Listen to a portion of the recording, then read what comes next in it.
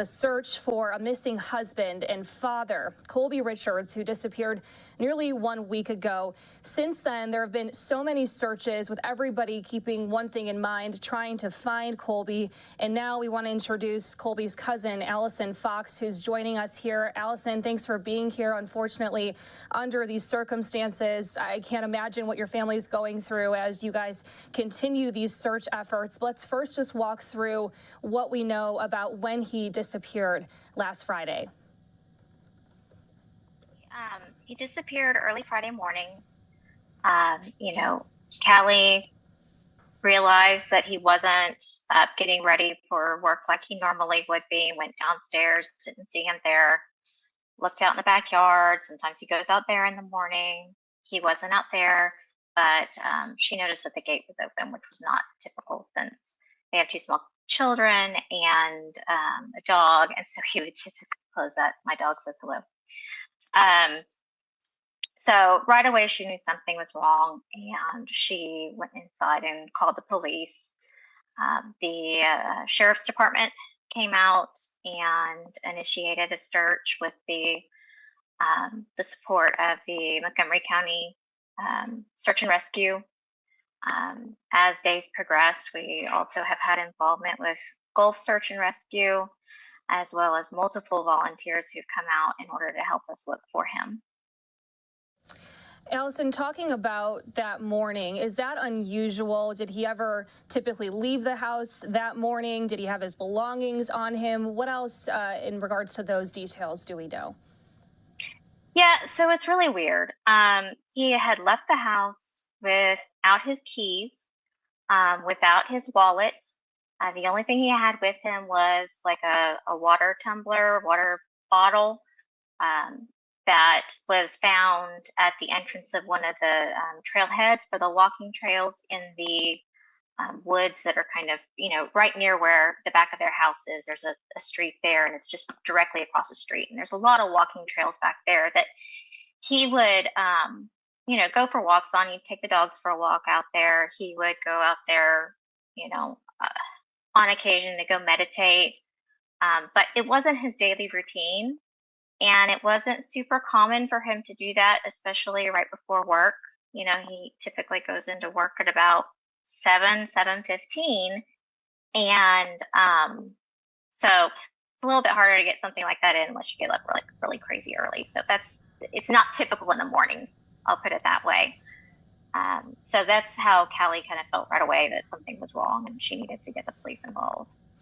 Was there anything suspicious, anything at work or outside of the house that maybe could have been concerning leading into Friday that maybe raised some concerns or questions for you and the rest of the family?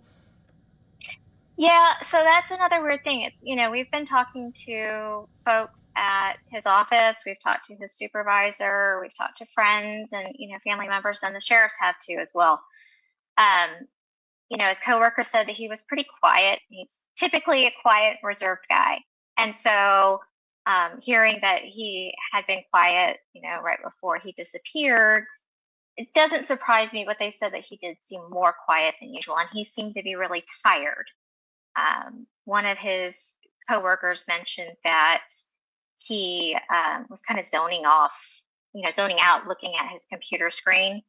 And they have 2 small kids at home, so he figured, well, he's tired, he's not getting a lot of sleep, and he said sometimes the work that they do gets a little bit boring, which I get. So he just sort of shrugged it off. He cracked a joke to Colby about, not falling asleep on him at work, and Colby just kind of, shrugged, smirked, and didn't really have a big response to that. Work has been going well for him. He's been there for a couple months, and things are looking good. His boss said everything's been going great. So there's nothing that we know of that happened immediately beforehand that would have, triggered any sort of response for him.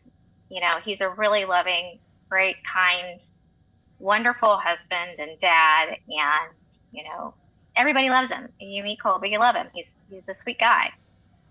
Well, you answered my next question there. I was going to say, we know he's a dad, we know he's a husband, that he has 2 kids. You just kind of gave us an idea of who he is as a person, too.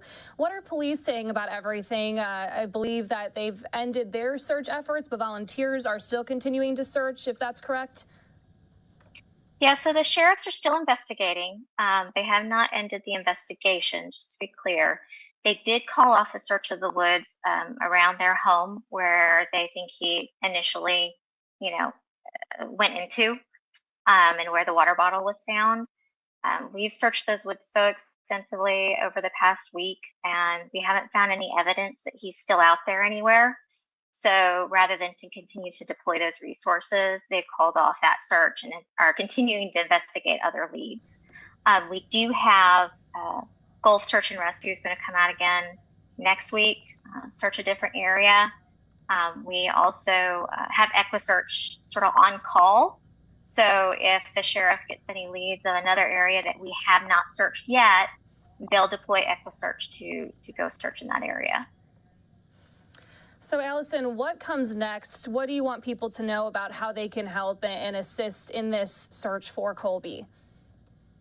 Sure. So we don't want people to think that the search is over. We're still looking. Volunteers are still looking. We're continuing to post updates and search coordination on the Facebook page. Help us find Colby Richards. We want folks to keep an eye out for him. It's been 7 days. This is day 7 since he disappeared. And he could have gotten very far, regardless of whether he hitched a ride, hitchhiked somewhere, whether he is just been walking, since a week ago. He could be really far. Definitely could be out of the woodlands. So we want everyone in the surrounding areas to keep an eye out for him. If you notice anything strange in the area, if you notice somebody that looks like him, please, please, please call the Montgomery County Sheriff's Department and leave them a tip so that they can investigate. Yeah, we love him very much, and we're not giving up. We just want him to come home. Yeah, absolutely. And I want to put up Colby's photos again one last time for viewers who might just be joining us. We'll also have this interview here with Allison, Colby's cousin, on our YouTube page as well. And you heard Allison mention their Facebook group page that they have, is they're consistently putting information in there. So any tips can always be the key in a case like this. When someone goes missing, you might think it might be the littlest of information, but it could be something that helps really put the pieces of the puzzle together. So Allison, thank you so much for joining us. We are thinking of your family, praying for Colby's safe return during this difficult time. Lexi, thank you for giving us the opportunity to get the word out.